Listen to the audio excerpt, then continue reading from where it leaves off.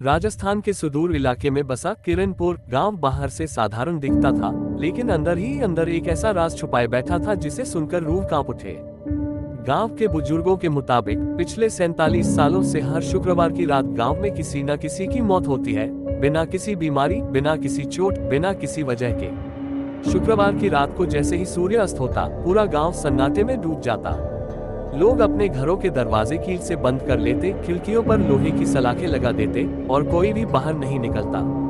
बच्चे तक उस रात फुसफुसा कर बात करते, क्योंकि कहा जाता था कि हवा में उसकी सुनने की ताकत है। ये वो कौन था?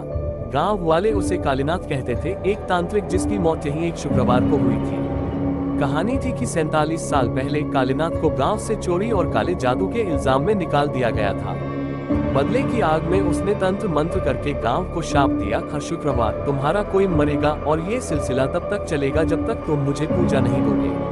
पहले लोग इसे अंधविश्वास मानते रहे, लेकिन मौतें शुरू हुई। हर शुक्रवार रात एक व्यक्ति सुबह मृत पाया जाता, चेहरे पर ऐसा डर जैसे उसने मौत से भी भयानक कुछ देख लिया हो। न खून, न घाव, बस खुली फटी हुई आंखें और काली पुतलियां। एक बार गांव के कुछ युवाओं ने इस सिलसिले को खत्म करने की ठानी। शुक्रवार की रात वे हथियार और कैमरे लेकर पुराने पीपल के पेड़ के पास पहुंचे, जहां कहा जाता था कि कालीनाथ की आत्मा भटकती है। घड़ी में 11:58 बजे थे।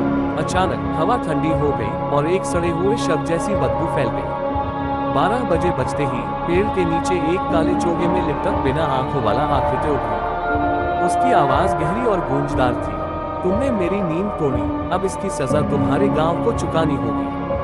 युवाओं ने भागने की कोशिश की, लेकिन उनके पैरों में जैसे जमीन जम गई थी। कालीनाथ उनके चारों ओर घूमने लगा और फिर एक तेज चीख के साथ गायब हो गया। सुबह गांव में खबर फैली, चारों युवक मृत मिले। उनके चेहरे वही खौफनाक भाव लिए हुए थे और उस दिन से शुक्रवार की मौतों की गिनती 1 से बढ़कर 4 हो गई।